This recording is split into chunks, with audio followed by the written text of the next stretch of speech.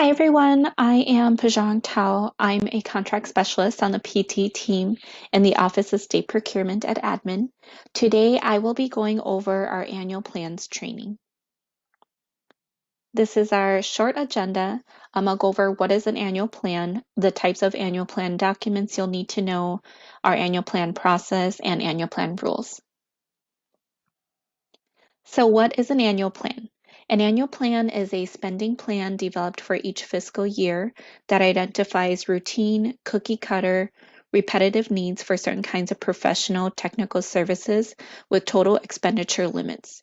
You may be familiar with the rule that under an annual plan, you cannot spend more than $5,000 with any one vendor for that fiscal year.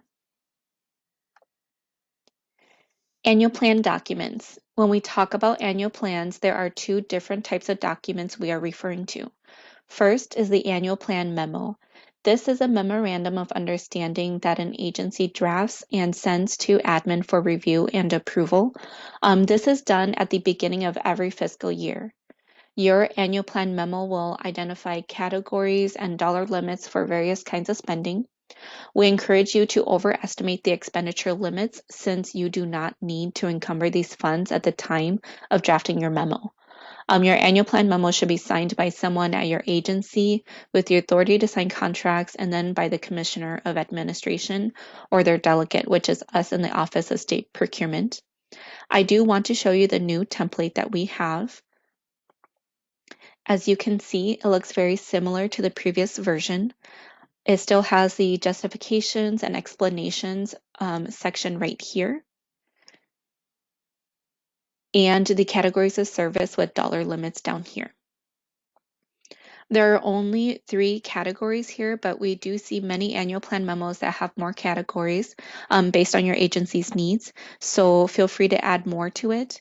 Like I said, we encourage you to overestimate these dollar amounts found here in each category, because we are no longer allowing any amendments to your memo.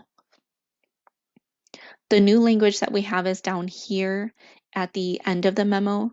These are acknowledgments that your agency must make regarding annual plan rules, and I will go over those rules at the end of the training. Next, we have the annual plan agreement. The annual plan agreement is the actual contract document that your agency will use to contract with a vendor for services that it's identified in your annual plan memo. I'll show you the annual plan template here. The annual plan agreement is a shorter version of a contract compared to the PT contract, because there are less terms and conditions in here, and it is designed for services that are low risk, and as mentioned before, routine cookie cutter services. Just like other templates that we have, you should fill in the blanks here and identify the scope of work and payment terms. The annual plan agreements should be signed by the vendor and your agency. Admin is not a signer on these contracts, as you can see down here in the signature box. I do want to note that these are basically our most important contract terms up here, and so please don't negotiate them out. If you are finding that you need to make significant changes in these sections, then you should probably be using a PT contract for the services. So again, we have the annual plan memo and the annual plan agreement. The templates for these are on our PT Forms website. Next, other annual plan terms. So these are terms that I will refer to in this training. First is the T number. This is a tracking number assigned to your annual plan. Every time you spend against your annual plan memo, you should be tracking this and using the T number in Swift. The other term is TGEDVO. These are small businesses that are certified as either targeted group, economically disadvantaged, or veteran-owned businesses. They receive their certification from the Office of Equity and Procurement, and we encourage agencies to use TGEDVO vendors under their annual plan agreements as well. The annual plan memo process. So first, what you'll do is draft your annual plan memo. I do want to note, like I said, that we have a new template, so make sure you're using that new one. Second, once it's drafted, someone from your agency who can sign contracts should sign the annual plan memo. Third, you'll send the annual plan memo to the PT team. This year, we are accepting annual plan memos only through DocuSign, so please route your envelope to us at pt.contracts@state.mn.us with the subject line Agency Annual Plan Fiscal Year 2021. So for example, if I were to be sending in admin's annual plan, I will name it as Admin Annual Plan Fiscal Year 2021.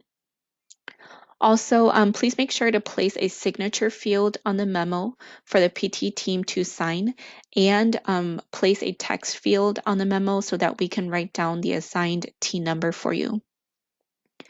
If your agency is not using DocuSign at this time, please reach out to the PT team so we can work with you on finding an alternative delivery method. We want to do our best to work with you and we'll find something that is acceptable. Fourth, once we receive it, someone on the PT team will review it, and then finally, we will approve it. Please note that the PT team will not be returning any annual plans via email or hard copy as we have done in the past. You will receive a notification from DocuSign once it has been fully executed, and you should log into your DocuSign and save a copy for your records. Since we are talking about using DocuSign, this is a great opportunity to go over what a valid electronic signature is. The Office of State Procurement has a policy on electronic signatures. It is Purchasing Policy 19-01, and it became effective in October 2018. The policy provides guidance on the types of electronic signatures or e-signatures, as we refer to them as, that are accepted by the Office of State Procurement on all of our state contracts. You can find a copy of the policy on our website for more information. So the types of accepted e-signatures. One, signatures that are created through SWIFT. Two, signatures that are authenticated by a third-party digital software, such as DocuSign or Adobe Sign. The reason why we accept these is that it includes date and time of signature, an authentication code, and the software is able to attribute the signature to the person that the contract was intended for. And third, we do accept handwritten signatures on scanned documents. This means that if the contractor you're working with wants to print out the document, sign it, and scan it back to you, that is a valid signature as well. Unacceptable types of e-signatures will be an image or a signature that is placed on the contract by copying and pasting it, a signature using a script or calligraphy font for the typed name, and a typed name that appears following a /s/. This is also known as an S signature. As mentioned in the previous slide, we are using DocuSign. If your agency is not or you're unable to get a valid e-signature, please reach out to us so we can work with you on finding an alternative process. Next, we have the annual plan agreement contracting process. First, you'll need to determine if the needed service is described in your annual plan memo. For example, if you need training services and your annual plan memo didn't list training services as a category, then you cannot proceed with an annual plan agreement. So it takes us to two, if it is not in your annual plan memo, then you will proceed with a PT contract. This will likely be a direct select since the service is $5,000 or less. Third, if the memo does provide for the services you're looking for, then you'll proceed with doing market research to select your vendor. The fourth step here is ensure that your vendor hasn't made more than $5,000 in that fiscal year through annual plan agreements. There is a misconception that agencies can only use one annual plan agreement with one vendor per year, and that is not true. An agency can enter into as many annual plan agreements as it wants with a vendor as long as the total spent with that vendor is not more than $5,000 in that fiscal year. So after you've determined that your vendor hasn't made more than $5,000 in the fiscal year through annual plan agreements, you'll draft your annual plan agreement. And once you're done drafting, you will send the annual plan agreement to the vendor for signature. Your agency will sign it, and then work can begin. Just a reminder that admin does not need to sign off on these annual plan agreements. Our annual plan rules. So these are a number of rules that are mentioned in the new acknowledgement section of the new template. The number one rule that I know I have repeated in previous slides is just making sure that you're not spending more than $5,000 per vendor per fiscal year. There is no exception to this rule, so it's important that you stay under the $5,000. Next, annual plan memos cannot be amended. This was something new we implemented this past year. So just make sure you spend time reviewing your categories of service and the dollar amounts you attribute to it. And again, we encourage agencies to overestimate the dollar amounts in your annual plan memo. Next, annual plans cannot be used to procure IT services on existing enterprise master contracts or high-risk services. And these are a part of the new acknowledgements that's in the PT template, like I said.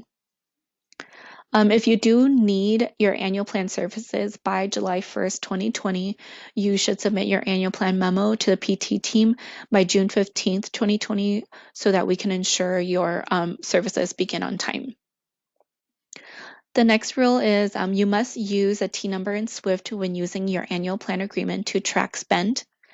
And lastly, you must consider using TG-EDVO vendors. As I said before, the new template has acknowledgments of these rules, and you'll find it at the end of the template. This is the new language, and just make sure that you add it to your annual plan memo for this year. If it is not added, we will ask you to go back and revise your annual plan. Again, you can find it on our PT Forms website. And that's all I have for our annual plan training. Thank you for joining me. Please reach out to us if you have any questions about annual plans or any PT contracting process. This is the contact information for the PT team. You can reach out to any one of us. You can also contact us at our email address, which is pt.contracts@state.mn.us, or call our Office of State Procurement helpline, and they will forward any questions they are unable to answer to us on the PT team. Like I said, please reach out to us with any questions. We are more than happy to help agencies through this. Annual plans are a great resource that you can use for procuring services, and we encourage you to submit your annual plan memo. And thank you again for your time.